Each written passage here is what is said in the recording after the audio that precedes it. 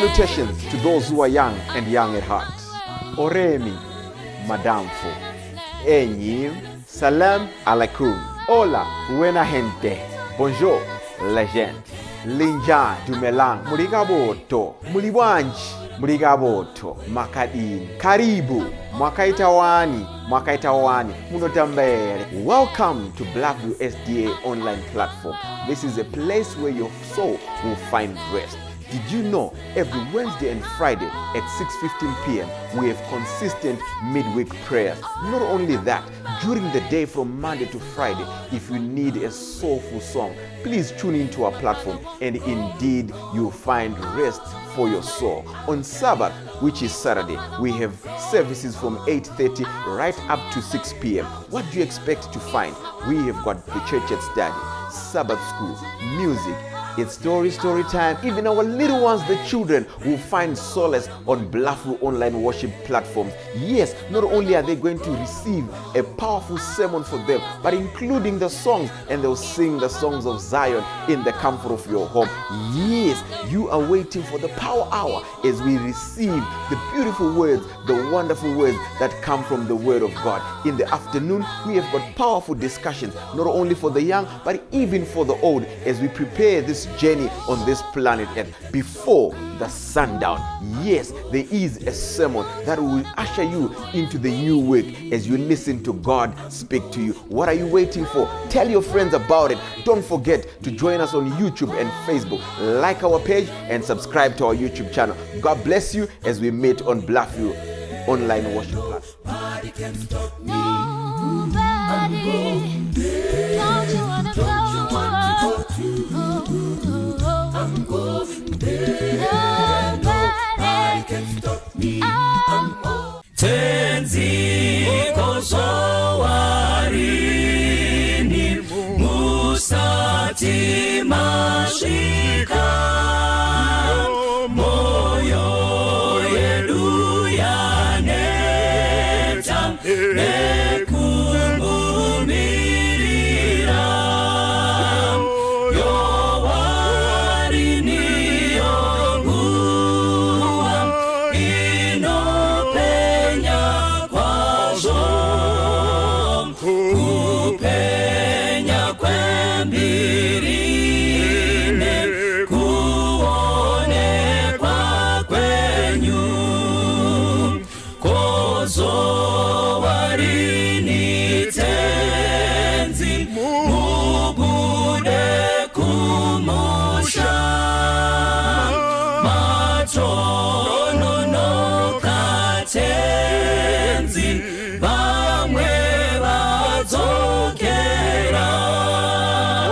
tenzi batendi benyu bazara nezhivi bashoma bakamira murufaro rwenyu mutsanyi vakarara chemanyi vamuke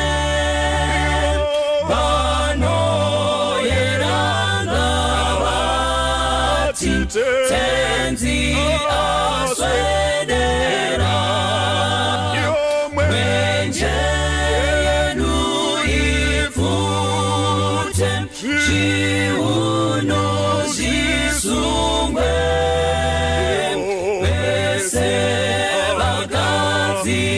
vagadzirire kumuona tenzi mutsanyi vakarara chemanyi vamuke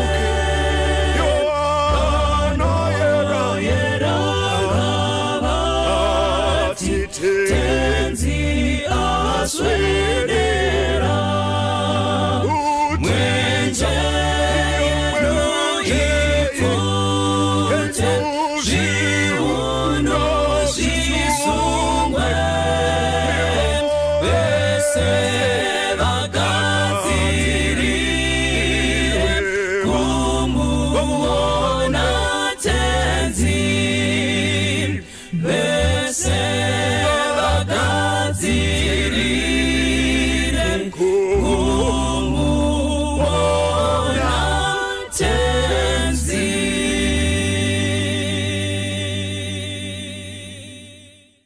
Hi guys, welcome to today's program, Zvirimugango. Tina Elder Machando, our father, vachiti dzidzisa, vachiti raira.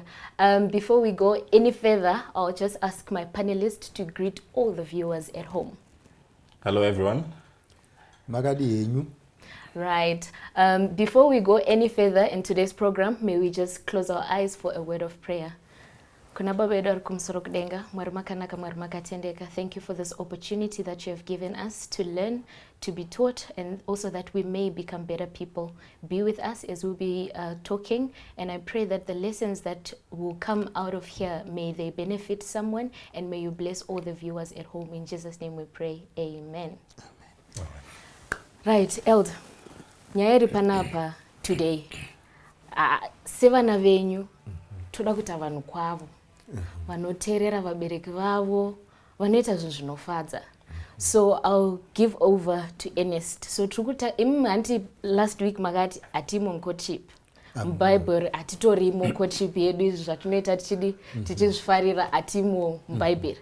Saka isusu toda kusvika palevel yekuti tiite zvacho zvirimo muBhayibheri. Sevanhu vakasikwa naMwari, sevanhu vanoda kuteerera vabereki vavo. Right. So chekutanga tukutangira pa engagement. Mvunzo uri kuti, what is the right way to get engaged?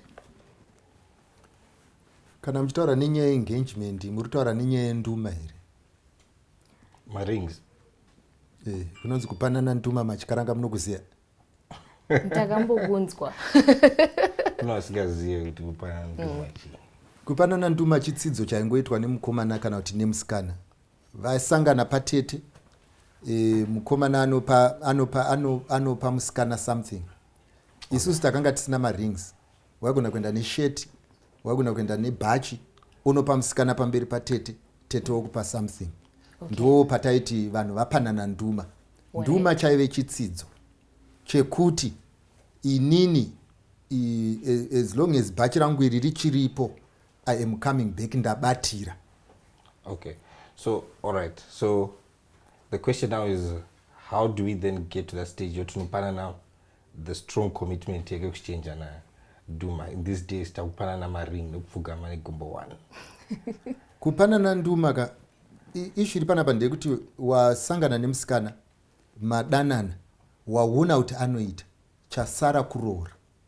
Chinoitika ndechekuti musikana haati uchamuroora kana pasina commitment. So by the end of the day, kunopanana nduma yakanga iri commitment yekuratidza kuti zvekudanana zviya zvapera. Saka zvatakuchiita manje, we are now preparing kunopinda mumba. So that musikana akuziva kuti ndikamiswa handichamiri. All right. So and then the question now is, patakuyama pane mvunzo. Period iyi yakareba sei? Inofana kureba sei? Ipi iyoyo? Tapanana nduma. Tapanana maring. Kune vanopedza 3 years, 4 years, dzimwe 3 months, 2 months. So depa patinoti ichiri in the right phase yekupanana. Kupanana nduma zvakafanana nekuti igezai maoko tidye. Hauchaendi kunobikira sadza randageza maoko ka. Unofanirwa kuziva kuti izvo kana watondipa wandigezesa maoko ka nesadza riripo. Saka ungandipe nduma iwewe ka une zvauda umbonotsvaga. Kutopanana nduma, the table is set, we are ready to eat. Saka tisati tapanana nduma, is there nguva patinosvika pakuti vabereki they are also involved kuti vape their approval kustempa kuti no zvamafunga kuita vanangu izvi zviri right? Kare taitirooranai vematongo. Zvaiita kuti vabereki vati handina basa nenyaya idzodzo pamusana pekuti kwaunenge watopfimboka vanenge vatori nemaCV. Saka in this particular time yamuri kurarama imimi, ndeyekuti kumwe kwacho kwamuri kupfimboka isa hatina maCV ikoko. Saka zvaakutoita ndezvekuti waakuya neproduct yacho kuti tiione. Asi manje zvinoitika ndezvekuti hautiudze product yawabhadhara kuti ndotora here. Unofanirwa kuti titange tese tobva tatokuudza kana tichiona zvichiita toti zvinoita. Kana taona hazviite tokuudzawo futi kuti hazviite sei hazviite. Kuuya kuzotiratidza haina kungofanana netalk show isina objective. Kuuya kuzotiratidza kuda our input. Saka ungaide wapa exit button. Okay, so we are saying that tinouya kuzo we have the engagement before we should first inquire tofana kutanga tabvunza Yes. taratidza maparents edu kuti sa mati munouya kuti muzoisa input. Does input mean approval? Aish. Muri kukanganwa here kuti imimi pamuri kuya kuzondiratidza muri kunduda kundiudza kuti tiri kukutsvagirai hama. Okay. Saka ndine kodzero yekuti type yehama idzi handidzite sei? Handidzide. Ehe. Okay. Saka unganditsvagire munhu wekuti aiti hama yanguka achauya kuzorora kumba kwanguka ini ndichityira zvinhu zvangu zvobiwa. Zveshuwa vari kumba zviri mugango zviri kupisa zviri kuitika panapa nhasi. Right, elder. Saka isi tachida kubvunza kuti okay tawana approval kubva kuvabereki. Tapanana nduma zvaita. Munhu obva abhadhara pfuma. Saka mubvunzo wedu manje wapa kuti marriage, does it start the moment munhu paanotobhadhara pfuma, paanobhadhara roora, or handichiri single kusvikira taita white wedding? Chinonzi white wedding yakangofanana nepati, tingangoiti after party. Okay. Ende itsika yakauyawo nevamwe, isitave tine tsika dzedu. Okay. Isusu kana uchinge waroora mudzimai atowo wako, kunochata zvakangofananawo nekuti izvo muri kungopubliciza zvinhu zvenyu muchiita pati yenyu. Okay. Asi chinonzi muchato ndepaunopiwa authority nemuridzi wemwana kuti maamurume nemukadzi. Ndoda kukubvunzai mubvunzo. Munobvumirana neni here kuti munyika vanhu vasina kutoita white wedding vakawanda kudarika vakaita white wedding? I think Yes, so. yes. I don't know hangu inini ma Kana statistics. zvakadaro mungafunge here kuti zviri normal kuti vese vasina kuita white wedding toti havana kuroora? Aiwa. Vanhu vangaite patizve umwe neumwe anenge achitongo kutaura kwandiri kuita so umwe neumwe anobuda nedhoro rake umwe achibuda nedhoro rake. But chinonzi kuroora musi waunobvisa pfuma. Kana watobvisa pfuma watoroora. Zvekuti madzitezvara akati izotora mukadzi wako uende zvatopera, unotora mukadzi wako ukaenda achizi chivi pamberi paMwari. Pamberi paMwari. All right. Yeah, but tati manye kumberi. Elder. Ane question yangu ya approval anopfimba ndini. Andamusikana ndini. On what basis ama parents angu akuramba my bride to be? Okay, my musikana wandiri kuda. Is it an issue kuti vanofana kumufarirawo in terms of kuti akanaka and stuff like that? On what basis are my parents going to know munyoro Ernest izvazviitezvo? CV yamamuchitaura. Yes. Maybe rega ndakenda kubvunza mubvunza ndisataura nekwangu. Imunomboirei naye? Muri kunoirei nemunhu wako kumba? Mamoniti Kumba kwangu. Introduction. Uri kuya naye kuti tizivane. Kungoti mumuone. Tingomuona, tingozivana, Ne input. Good. Inzwai munzwe macomrades. Pamunouya kuzotiratidza isusu, whether you like it or not. Isusu experience yakati siwandei kudarika yenyu. Okay. Ende vanhu vamuri kuya navo takatombovaona muupenyu. Linda wako haasi one. Vaitomboweko in the past. Kuya kwatiri kuti tingokuvhurira chete kuti Linda wako ari papage ani mubhuku guru. Kana tapedza kuvhura kuti Linda wako ari papage ani mubhuku guru, tokuudza kuti gomba iri uchanowira so uchatyoka gumbo pamupimbire here kana kuti unotyera pabvi. Nekuziva kwedu kuti kana uchinge wazotyoka gumbo unochema zvoti nesu hatirare. Ndosaka isusu tichida kupinza input kuitira kuti usazotichemera zvekuti usazoda kumuka. So pamunouya nemukadzi wenyu nemusikana wako kumba kwako, unenge uchitodawo signature yemubereki kuti mwana wangu zvinhu zvako zvinenge zvichaendeka. Haizi nyaya yekungoya kuzondiratidza. Asi kana une pfungwa yekuti hauna input yangu yauri kuda, usatombovhera wauya naye zvinhu zvani. Kungoya naye kwandiri chete, I should give my input. No, input ubvumira Mr. Machando. I don't deny your input. Nyaya iri pa approval, because I think these are two different. Maybe tell me what you mean by approval and what you mean by my input. Input kuti ines wona mudesa andononge munari right. Wo state my reasons our kuti ines munasichi right. And then at the end of the day approval kuzoti no uyautorori kana kuti uyurora. So to me these are two different things. So ndandofunza kuti kana parent arupa input, on what basis pane input yandofana utorere, pane input yasikafana utorere. mabreka ndikubvunze mubvunzo. Ndikauya kumba kwako iwe ukandibikira nyimo. Urega kuisa sauti. Undibvunza kuti dzine sauti here ndoti handina, umbwa kuti okay, kana mapedza kudya muzondidaidza. Wongochendibvunzirei kuti mune sauti here? Ndiri kufungidzira kuti kundibvunza kuti mune sauti here kuitira kuti kana ndisingaifarire undipe sauti ndiite sei? Ndiwedzere. Saka inini, if I'm giving input isina significance by your decision making, what is the purpose of that input? That automatically means kuti izvo munhu ugona kunge mazvipa zvinhu izvi mazita, but by the end of the day ndezvongoti izvo ini ndiri kutambiswa bhora rakapera kare. Mari dzavo dzatoripo indonzi bheja. Mari dzavo dzachitozikanwa vanhu vaninotoda kuti ndibhejera, ivo varitoziva kuti izvo iyi yakadyiwa why not, indova nhanzi yaitibhejerana. Ndopabate pabelt. Alright, tiripo ipapo also nachida ngubvunza kuti toti zvaitika kuti product yaunzwa kumba sevabereki maifarira, zvenduma zvaitwa, vanhu vapanana zvitsidzo. And then pamwe ndozoti ndati fambe nditoramba ngichidzokera ku last week semwana wenyu anoteerera, semwana wenyu anoda kuteerera. Imimi last week makati kana zvekuti ndoita zvandoita and then naona kuti zvekuita object lesson hazvichaiti ndobva ndati U10 makati munhu anoenda nema-consequences ema-actions ake, right? So now ndisati ndatomboenda kure ndoona kuti apa induma zvakaitika apa panenge pasiri right. Can you break off an engagement? Right, kana muri pa engagement munhu aingenja haana kuroora. Okay. So by the end of the day kana mapedza kuengenja, an engagement can be broken off. Okay. Munhu anoudzwa kunzi izvo vakamboonana havashayani. Chinonetsa kubreaka off kunge maroorana. Hongu kune zvimwe zvinhu zvinotenderwa kuti mubreake off zvinenge zvichioneka zviri pachena. Asi zvekungoti izvo handichamuoni zvakanaka haichisi chikonzero chekuti ungabreake off. Zvekuti ndofungidzira kuti mangwana kunenge kusina kumira zvakanaka hachisi chikonzero chekuti uchabreaka off. Okay. But in terms of engagement ukafunga kuti ramangwana handicharooni zvakanaka, une kodzero yekuti munhu yandakamboya naye uya handichada. But mwana panonetsa manje because mazuva ano tane Facebook, WhatsApp, ndakatendesa musikana kusandra ndakatopfugama, vanhu vakafara kuti nomunyora aisa ring. But problem ndeyekuti ndakutya manje kuti ndakasiya apa kabva record yashata.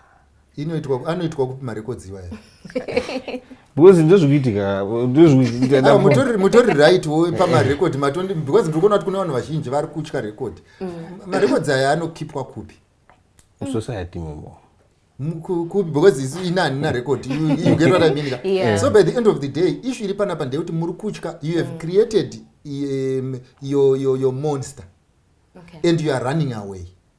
By the end of the world ukaudza nyika kuti ichi chinhu changu, une kodzero yekuchiudza kuti chinhu changu chiya chandachipaza ndichachiite sei? But the problem iripo ndeyekuti sei mimi muri kuti izvo muri kufunga kuti isusu senyika tinofanirwa kukumanikidzirai pachinhu chisingaiti. So by the end of the day, as long as imi masarudza, hakuna bhuku rinonyorwa, kungave kumachechi, kungave kupolitics, kungave kupi, rinonyorwa kunzi wakati hauchadi mukomana kana kuti wakati hauchadi musikana. And hakuna munhu ane kodzero yekunonyoresa bhuku kuti ndarambwa. Right. Kudiwa nekurambwa zvinhu tu zvinofambidzana. Okay. Saka apinda padoo ngazive tiri kubuda ririko Kana achida kubuda. Saka hakuna munhu anofanirwa kugara muchinhu chinonzi relationship nekunzwirwa tsitsi. Right. Ende kunzwira munhu tsitsi ndo chitori chivi pamberi paMwari, uchimuchengetera isadza rasipo. Izviri panapa ndeyekuti people must be prepared to exit as much as they enter into your life. Okay. Saka kana munhu wakamira makadhi ako ngaagara ari muhomwe sarefri, uzive pane rered, uzive pane reyellow. And uzive futi kuverenga kuti yellow 1, yellow 2, red card yabuda. Zvinoda kuzikanwa izvozvo. Mama yellow anombowani kana uchitoona kuti this is a red card. Kana uchiona red handiti zviriko kubhora chaiko kuti izvo kune imwe foul iri straight red. Haumboendiona kugara pasi uda kufunga ndoparipi. Unonyatsoziva kuti hapari kungodiwa red. Ende hapana negotiation inoitwa pakati paplayer nareferee. Unfortunately imimika player inotozoona kuti izvoka hauna sure nekuti rauda kuburitsa ndiripi. And then uvatotora advantage of that fact kuti ndizvo zvauri kuita. All right. Okay, so panyaya yerora iyi yatachitaura iyi, right? Before ndabvunza this question, before, what are the problems yokuti kupinda marriage unzwira tsitsi kuti no mukomana yakaspenda mari on the ring and stuff like that, ndakutongopinda this marriage, maparents akaziva akasangana and stuff. What are the effects of getting into a marriage with that perception iwe? Handiti unenge uchingoitira isusu. Unoziva zvakafanana, ndinyatsokupa, ukaenda kumba kwangu inini kukabikwa sadza mbodza, ukataura kuti hamakanga, unori pamwe mangwana. Saka unenge kutoziva kuti kana uripo mwedzi soka ndowanenge vanenge vachinyatora kuti izvoka bamini ndozvavanoda izvo, uchirohwa iyoyo nesame recipe. Asi ukangosvika musi wekutanga ukataura kuti izvi zvandikona izvi, zvinobva zvazikanwa. So by the end of the day, ndo zvakafanana nerelationship yamuri kutaura nezvayo. Ndiye kuti dishi rawatopiwa iri ndo rawacharamba uchipamwa naro. Saka iwe ugone kuti ndinorida kuti nyazo kuti handiriite sei, handiride. Pamusana pekuti unenge wakuita zvekushuvirira kugara ipapo. As soon as you realize you are not comfortable, you should flee. Why? Because if the marriage is meant for you. Mind you, patinoya kumuchato isitongo yakuzodya nekupemberera. But panyaya yekuchata ndimunenge muchiita sei, muchichata muri tu. Saka you cannot chata to please us. Pamusana pekuti isu tichaenda kudzimba dzedu. Saka panapa elder Zvirimugango muzuva ranhasi muri kuti izvoni imimi, number 1 tisadanana zvekunzwirana tsitsi.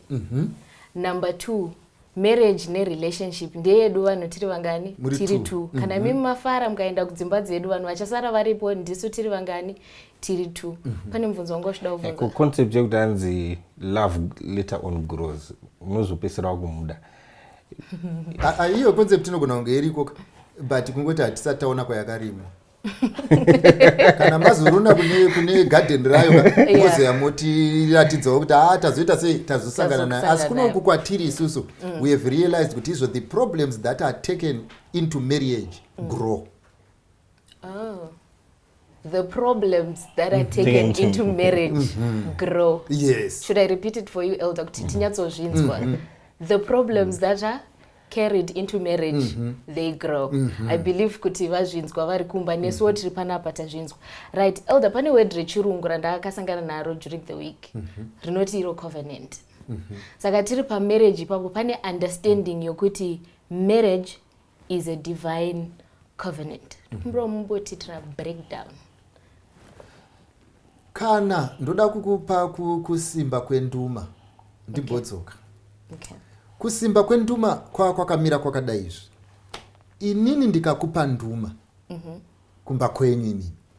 Vanhu vekumba kwenyu vakanga vakutokubata semunhu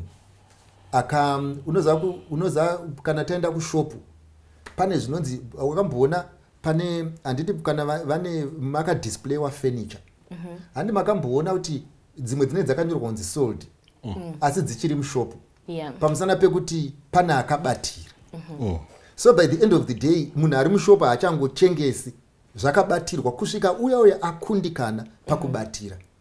Ndo zvakafanana nemunhu auya kumba kwenyu mimi akakupa nduma. Zvaaita ndezvekuti akubvisa pamusika. Apedza kukubvisa pamusika, iwewe zvimwe zvinhu zvawaive nekodzero kuita hauchatozviiti. Pamusana pekuti kune munhu anenge aita saafanana nemunhu abhadhara deposit. Asi manje chinozoitika manje ndechinoti uyo abhadhara deposit akangoita kuti kungoita maune asingarevesi. Imagine iwewe you are living a life of expectation where there is nothing to expect. So Mwari manje haadi vanhu vanotamba nemweya yevamwe kana kuti nemwoyo yevamwe. Nekuda kwekudaro manje kwekutizo imboimagina, ndoda kuti mumbozviimagina kuti munhu ari kudza mbuya vake namai vake ndiri kuya kuzoroorwa, umwe munhu achinyatsoziva kuti inini handisi kuita sei, handisi kuuya.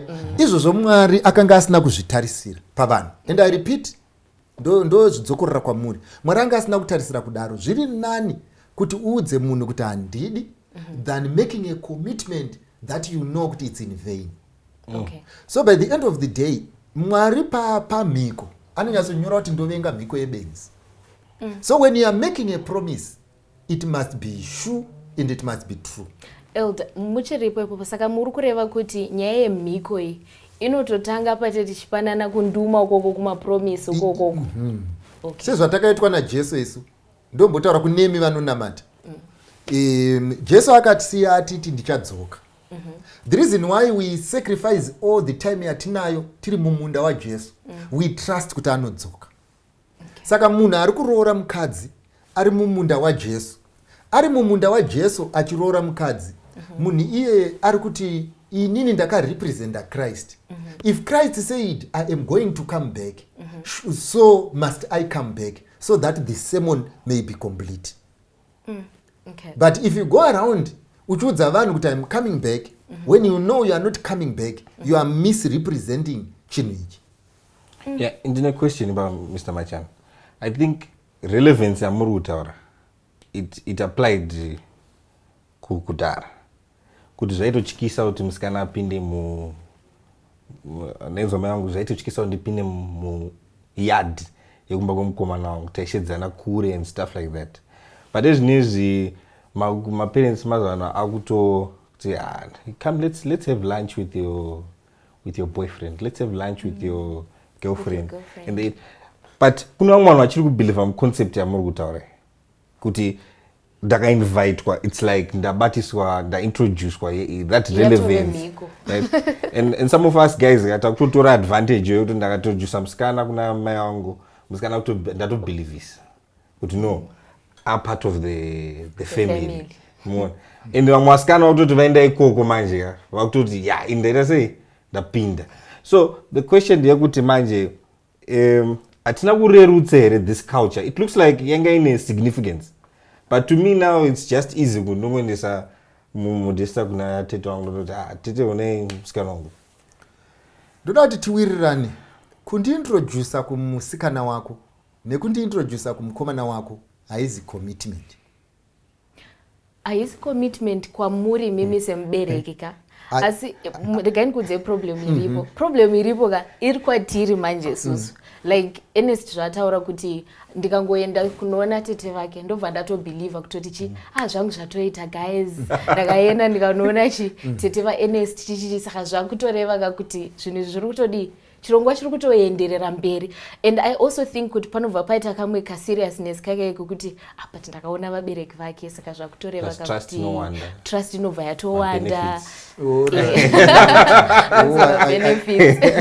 I get what you mean. Yeah. But let me be honest with you, kutointroducewa kuna namai nanatete kutowanzwa kwemarefuri muground hakuzi kunzi pane zvawawina.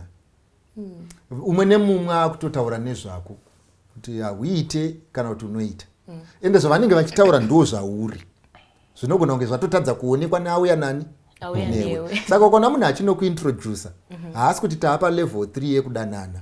Okay. Ari kuti izvo ndiri kuda kuve very careful neproduct yangu yandinayo, assessment. So by the end of the day munhu kana uchitonointroducwa haizi nyaya yekuti vari kunomaka kamupindiro kawaita mumba. Ivo vari kunoassessa who you are. Saka kana mukomana kana kune vasikana vari ikoko vanofunga kuti izvo vasvika pane chimwe chinhano chekudanana because vakaona sisi vemunhu, I think bhora pasi. Zvirimugango bhora pasi ngatidzikamei. Kudzikama chaiko. Right. Saka hamuna hanyupindura chirungu changu chandakubvunza Elder kuti covenant. Then when we are talking of the covenant, ndopatotaura kuti marriage now. Yeah. Ndaitangira panduma. Kana munhu waita nduma nemunhu, there is a covenant. Pane chibvumirano. Pane chisungano. Ini ndicha ndozo. Kana vanoroorana, it's a covenant. Ndosaka Mwari aiti tanga wacheka all the dark corners, make sure kuti ndo zvauri kuda here before you make the covenant. Zvino kwakuita kunge zvinonzi izvo ka chibvumirano ndo chiri wrong, chiri kutisungirira pasipo. Nyamba chibvumirano ichi ndima akatozonyora muchiti ndizvo. So let me be clear. When you are walking into a problem, or when your relationship walks into a problem, you mustn't question God's covenant. Okay. What goes wrong is between you and your assessment. Okay. But the covenant itself yaitwa naMwari yakanga ichiitirwa kunzi tivake a union. A union. Ndoda kumbokubvunza Modi. Let's say NS says I want to marry you. But I'm not sure kuti toita 10 years 3 tese here. Mungatenge imba. Haitengwi. You get the point. Yeah. Why pamusana pekuti hauna sure nekuti mangwana tiri pano here kana kuti tikupfuura. But the reason why iwe uchiya nepay yako uya achiya nepay yako muchiita zvinhu pamwe chete you think kuti there is life. Okay. Saka Mwari ndo zvaaida manje kuti when someone is committed to something let the covenant stay. Okay. Pane pandakambonzwawo kuti hanzi zvemacovenant manje zvinouya nenhingirikini zvine maconsequences ekuti kana one party akabreaka the covenant, right, then it's sort of like then the whole thing becomes null and void.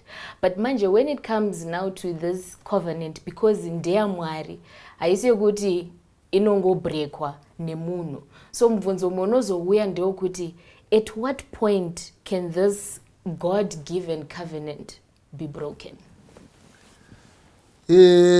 Let's hope amenoti pamuri discussa mune plan here yekuda kuzono kubreaka muri kuti because issue noitika ndoda kuti tiwirirane panapa ndeyekuti izvo minduro hadzifanani. Okay.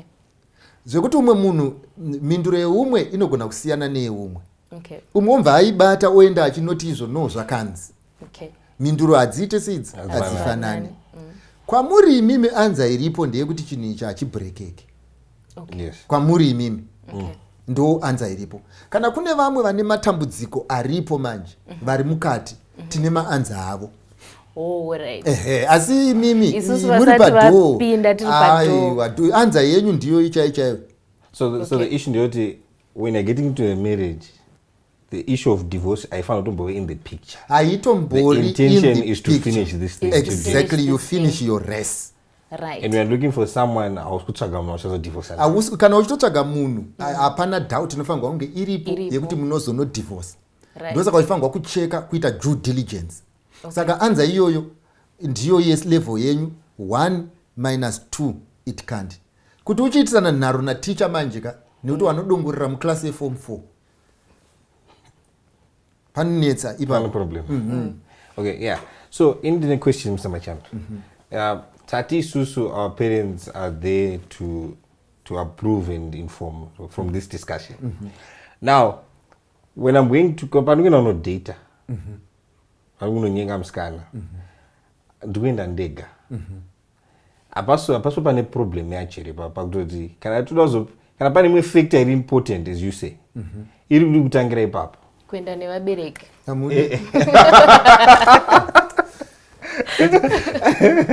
Vapana kudhara vana Abrahama vachirina naIsaki vabereki ndo vakatotuma munhu vakamupa maspecs. Okay. Ndokubva anotora spec sheet ndokunoona kuti ava vanoita. Why? Because the objective of marriage was still in sight. Okay. Number 2, we can debate this. Problem iri kunyanyisa kunetsa ndeyekuti imimi muri mucourtship hamunyatsonzwisisa the relevance of courtship kupfuura baba venyu vakatobvamo. Okay. Asi ivo futi vakanga vasinganzwisise the relevance of courtship vasati varoora. Muri kubata chishona changu. Yeah. So when we are dating, imimi muchidata zvakafanana neni kuchikoro pandakaenda kuchikoro handina kumboona kukosha kwacho stereki. You get the point. Zvokuti bhora raitondikoshera kuchidarika. Asi kana wazowo kumberi unoona kuti ndakatamba nechipa nenguva. Ndo dambudziko riripo rekuti the choices that you are making dei dzaiitwa nesu tichikuitirai dzingadei dzine wisdom isingaiti. Why? Because taakunyatsoziva kuti izvo what is the objective of marriage. Taakutonyatsoziva kuti idzi product hadzisenze, izvo zvakati hazviite, izvo zvakati hazviite. Why? Because tatoveko. You get what I mean? Asi dambudziko rangovepo chete nderekuti izvo isusu hatigone kukutorirai the freedom of choice yamakapiwa naMwari. Okay. Tinokusiyai mune freedom of choice yenyu, but unfortunately imimi you are abusing the choice. Okay. But Isaac akaapprove akavavira Mr. Machando. akaapuruvhira papi zviya maybe inini paakaona musikana pakamutarisa ka1 zviya pfuma inge yabviswa yange yabviswa Jacob akachema Jacob kuchemechi aona musikana wapi futi ndili Rebecca. Yes, he cried paakapiwa chi asati apiwa aona musikana paakaona Rachel asangana nehama yake akachema wanga akachema kuti asangana nehama yake angangosangana nehama yake but Elder tiripo ipapo moza tichi like nyaya yemaspecs yamataura it's very important vabereki kumba kana kune vari kuona motitirawo maspecs toenda nawo tichitika manje problem ina navamwe bamnini manje kana waenda nelist yako yemaspecs unotonzwa munhu achitoti handoziva kuti this thing was not gonna work out because kumba kwenyu moda munhu akazodai saka imimi you actually agree with me kuti ndokwanisa kutongota bamnini fambai zvenyu because hamufiti mumaspecs ekumba kwedu dei maive nemaspecs musina problem nevakomana mematipa maspecs aya kaya ima hamuade pamusana pekuti izvo muri kundibvunza kuti ndopfeka saizi anika bhutsi dzacho matotenga pamusana pekuti munhu anoda maspecs anoapiwa mati mamboona kuti ndaita discussion nevasikana mazuva apfuura vakomana vachiti isusu hatidi vasikana hanzi hatidi vasikana vanorara pesi vasikana vachiti izvo aiwa udzai vakomana kuti misoro yavo haisi right pamusana pekuti ndo vanorara nesu you get the point zviri kuitika ndezvekuti vasikana vari kuda kuti tiudze vakomana kuti vachinji asi vasikana ava hasi prepared to change nekuti scenario vatoiita sei vatoiona vanoda kuramba vachisupply goods but at the same time vasingabvunzwe asi Elder muripo ipapo pakuti vasikana vaiti Elder udzai vakomana kuti vadi kuti vachinje I think hangu kuti inini it's something zvekuti we actually need help probably it's something zvekuti zvinotori matiri to be like to actually see something and then actually trust because we are trusting Eve akaona zvakaona akadya chimuchero because she saw that it was good because she was deceived. What if vana bamnini vacho we are actually too trusting towards zvacho zvavanenge vachitiudza saka chitichi Elder vaudzeiwo kuti guys please just handizive hangu inini mundiregerero semunhu akachembera kuti mutsauko wekupusa nekutrusta chii okay because by the end of the day kamusati kana mapusa muti it was because of trust kuti unyatsoona kuti kombi yakapakwa rimwe vhira hapana asi kombi driver wacho unopinda naye chechi okuti pindai kuti ndatongoti sezvo vari brother vechechi totosvika wanike rimwe vhiri hapana saka baba pavanozosvika kuma9 vachitsvaga mwana wavo oti tiri kuuya nekombi isina imwe vhiri so ndichida kuti tizive kuti trust nekupusa zvinhu tu zvakaita zvakasiyana ishu iripo ndeyekuti munofanirwa kumuka pachinhu ichi mukomana anenge akamuka musikana akamuka musikana uchiti ndingangobirwa uye achiti ndingangoita sei ndingangobirwa ukaona munhu anorara padhiri rakachenjera kudai haana chinobika he or she has nothing to offer because munhu anobirwa ndiye anenge akamuka and the reason why you are saying you trust it is because most of you hamuna chekupa. I'm telling you nyangu ukararaka unongomuka wakakwana zvinhu zvako zvese kana tsotsika ngokutaridza inodzungudza musoro because hapana chinoita sei hapana chiripo hapana chinobika munhu anobirwa kana mutreni chaimo Harare tichafamba nezvitima urare mutreni unenge wakabata zvinhu zvako nekuti ndobirwa but those who have nothing to offer ndo vanongofamba selling that which any fool can buy. ndo zvitongoripo zvakafanira kupfeka hembe pfupi. Do you get the point? Pane chakaipera kupfeka hembe pfupi hapana asi kana munhu achitenga anofanirwa kungoziva kuti atengeserwa all that I can offer ndochi natural resources zvimwe zvese hapana sezvako hapana musatombotsaga hapana tiringotengesa natural resources basically matitisa confuse zvinhu izvi zviri tu yes so if I am principled then that's only when I can be able to protect my natural resources because I'm principled. Yes. All right. Good. Any question before we close? I'm just looking at our time. No. Elder, do you have anything to say, words of encouragement from all this that we have discussed? Is there anything that you want to dive into deeply so that mutidzidzise sevana venyu tisangoita zvinhu nekupusa asi kuti tiite zvinhu sevana vakachenjera? Ndisati ndataura zvandoda kutaura, ndoda kumbokubvunzai mubvunzo. Okay. Wekuti semaonero enyu imimi, bhazi renyu rine kwarinosvika here? Maitiro enyu ezvinhu, maitiro enyu ndoda kumbobvunza imimi ndisati ndaenda kure. Maitiro enyu ezvinhu, kamupfimbirwo kwamunoita, seriousness yamunayo, mahandle amunoita marelationship, evaluation yamunayo. Ndoda kumbokubvunzai muri ipapo muri mega. Kuti do you think kuti bhazi iri rinoda kubhadharirwa mari nemunhu ari serious nerwendo? Kuti izvo akufonera ndo chaunoti rudo. Ukasangana nemunhu paFacebook usingazive unotounganidza mari yekuroora. Ndiri kuda kubvunzai kuti semaonero enyu amuri kuita imimi, ndida mbokubvunzai, maybe you are genuinely confused before ndatanga kutaura, because isusu tinofunga kuti imimi muri kuzviitisa. Sei ndiri kuti muri kuzviitisa? Vana vangu, I want you to mark my words. Ndoda kuti munditeerere zvakanaka. Number 1, inini ndakaenda kucollege late 80s. Pandakaenda kucollege late 80s, vaiveko vakomana vaitogara nevasikana. Do you get what I mean? Hachizi chinhu chakauya nezuro. Okay. Asi mimi kana muchizvitaura zvokuti vanhu vari kuita move in, zvaingoveko munguva yana Chaka, ndokwataiti kuchaya mapoto. What has changed is the term, but nothing has changed. Okay. Ndo number 1. Number 2, ndoda kuti mimi mugare muchiziva, makagara muri papo, kuti zvinonzi neBhaibheri, pasi pezuva hapana chitsva, ndezvachokwadi uye zvingatendwe. Ende vanhu vatsvuku havana kuzongopendwa imimi mako. Kuenda kucollege hamusirimi makatanga. Mamwe mauniversity akavhurwa in the 50s, mamwe 40s, mamwe 30s. Kwaienda vanhu. Ende tatsingaenda nababa vedu pataenda kucollege paya. Taenda tega. Ima musingaenda namai venyu pamaenda kucollege. Maiwe mega. Chikoro hachina kumbochinjwa makore. Kubva patakadzidza isu ndakaenda kuchikoro ndine 6 years, munoenda mune 6 years.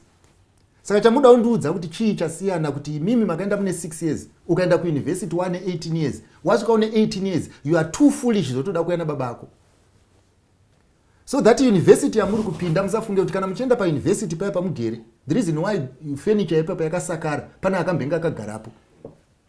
Saka unoti kana masvika ipapo magarapo, moita kunge zvinonzi mapinda mune imwe chinhu chamatanga imimi. Hazvina kutangwa nemi zvinhu izvi zvakatochembera izvo. Ndosaka iko zvinezvi nyangwe madokta ariko. Saka usati kana uri kumedical school ufunga kuti you are the first doctor. You might be the first doctor kumba kwenyu, but you are not the first doctor. But muri kuita confusion pazvinhu izvi mofunga kuti zvinyowani. There is nothing new. Pazvinhu zvese zviri kukuconfuse ivapana. Zvese zvakagara zviripo. Inini ndaibva kumba kwedu inini. Mbuya Machando havana gorera vakambogara neni pasi vachindudza kuti mwanangu, chereka ndikudze chinonzi upenyu zvawakaenda kucollege. Chaitwa nambuya Machando kubhadhara school fees. Mwana aibuda apa aiziva kuti pano nhumbu haidzoke because haisi certificate. So by the end of the day waiti waenda unodzoka necertificate kumba. Imi munogara pasi moblema kuti no, tiri kuita maproblems because nobody is telling us anything. Imi mutori nani munotombogara nemabereki, muchiona TV. Inini ndakasvika form 4 ndisingavhure radio. Radio yamudhara Machando yakanga ine dhoiri yaigadzikwa chidhoiri pamusoro. Saka aiti kana auya pakudai kwa news, ndiye aivhura dhoiri yoiswa on, isitakaokera kudai. Ende zvaida kunzwa ndo zvatainzwa. Chedu chataingoita kunoisa mabhatiri panze kuti arohwe nezuva. And by the end of the day, handina kumboita problem naye neredio yanini yake, because ndo zvaaida neredio yake. But unfortunately, vanhu vazhinji muri kunetserana namudhara Machando nyaya yeredio yake. Iyo by the end of the day, you have got a life to run. Imbondiudzai chinhu 1 chamunoti chinyowani chisingazikanwi nesu. Tell me one. Not ndakagara nemi hapana. There's nothing new under the sun. So by the end of the day, iri panapa ndeyekuti confusion yamunayo ikai. Ndeyekuti izvo kupaparika chete vapana. Okay. Kupaparika. Muri kutarisa nyangwe vana Joburg vari kukuconfuse aya. Yokuti muri kuti mukapinda muno muSouth Africa mofunga kuti pane zvinhu zvamaita zvinoshamisira. vanhu vakatanga kuuya kunoku in the 50s kuchinzi kuenera kuzomaina. Saka by the end of the day musafunga kuti ndimi makatanga nekuuya muno muSouth Africa. South Africa vanhu vaingouya kudhara. Mukanzwa kuti kuZimbabwe uku kune vamwe vanhu vagere kumatebheleland uku vakatouya vakanga vari kunoku, you get the point, vakafamba vachiuya kuZimbabwe. Saka migration haina kutanga nemi, zvinhu zvakagara zvingoripo. Saka yakona kuti kana zvinhu machinja nzvimbo mukaenda kana kuti kuSouth Africa mufunga kuti pane chachinja. Hapana chachinja, nothing changes. Nyangu kanditora kuandisa kuAmerica. Why? Pamusana pekuti izvo I am full as I am. So what you need to do, the advice that I would want to give you, ndeyekuti izvo, feel yourself before you start dating. Okay. In case someone else fills you with a product that is not palatable, and they will spend the rest of your life trying to drain that which was filled in. And how was it filled in? Because he found you empty. Issue iri panapa ndeyekuti kana uri kuroora mfana, kana uri kuroorwa asikana, hausi kutsvaga munhu wekudeposita ma-products arimo so that he or she becomes worthy. You are taking a product that is worthy. So when you walk the journey of life, you are saying ndezvinhu zvangu. Asi zvimwe zvimapapeti zvamuri kufamba nazvo nezvidhori zvamuri kufamba nazvo muchiti mwana ari kuchema, hakuzi kuchema chaiko chaiko, mabhatiri. Saka marriage is not something chekuti muri kuda kutsvaga matoy. Marriage is not something chekuti muri kutenga pito yekutamba nayo. Marriage is something chinoaffecta iwe muridzi wacho. So buy that which gives you relevance. Asi ukangotenga chete sematengero amuri kuitai, munoona nhamo. Ukasazvibata uchiti izvo no, vanhu vese vanofanirwa kuchinja and they must accept me as I am, unoona nhamo. Kozi yamama issue amuri kuita yekuti munogara pasi muri tuzvikwata, muchizvipa ma-rights. You get the point? Ma-rights ese munogona kuapa, but the extent at which ma-rights enyu anogona kukubatsirai ndokunga asinga violate the principles of life. Okay. Saka hakuna munhu achazokudzorera zvawakatorerwa. So what you need to do is you need to be honest with self. You need to consider and reconsider before you get into this thing. Ndokukumbirisai nemweya washe kuti musanetseke nekuevaluate ma-marriages evamwe.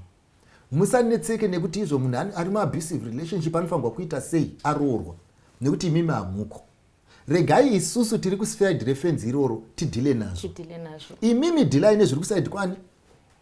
Saka muri kutiudza kuti kana ndichifamba rwendo urwu nderwangu, ngandirufambe focusing on myself, ndisingatarisi kurudyi kana kuruboshwe, but whatever I'm doing, I must make sure that I'm focused, and also I must have a goal where I am going. Yes. Not that I just go nje semunhu asina direction.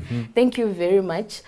Thank you also to the viewers. We hope that you were blessed. Tiripano Zvirimugango, we hope this was good, and we also hope that it was a blessing to someone who was listening today. May you please give us a word of prayer. Shall we pray? Baba vedu namuponesi musiku wedenga nepasi, ndoda kutendai nekuti muri Mwari, rumbidzwai nekusingaperi nekuti zvakafanira imi. Vanakomana venyu nevanasikana venyu patinogara pasi tichitaura zuva nezuva nezvese zvatichataura, ndanchikukumbirai kuti dei mungavabatsira vaone chiedza. Muzita raJesu ndinonamata. Amen. Amen. Well, that's all for today. Be blessed.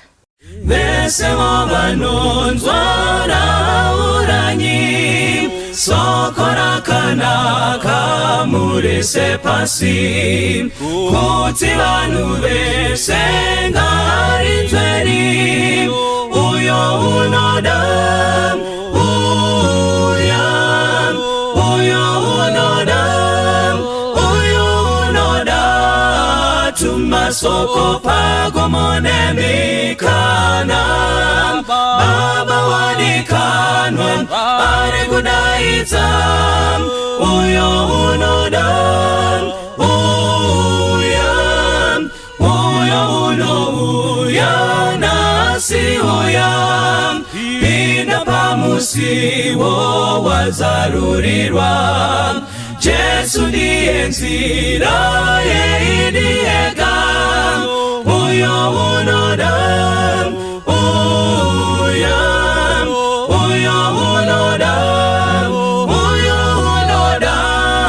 tumasoko pako monemikana, Baba wadikanwa, ari kudaidza, uyo unoda,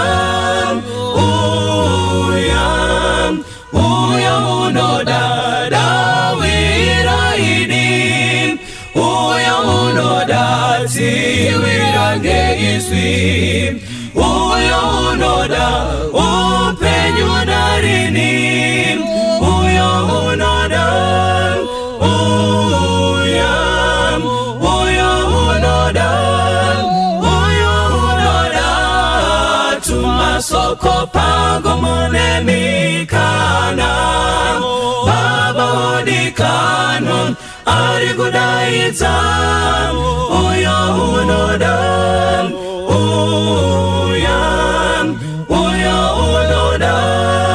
uyo unoda tumasoko pango munemikana, baba odikano ari kudaidza, uyo unoda uyo baba odikano ari kudaidza, uyo unoda uyo baba odikano ari kudaidza.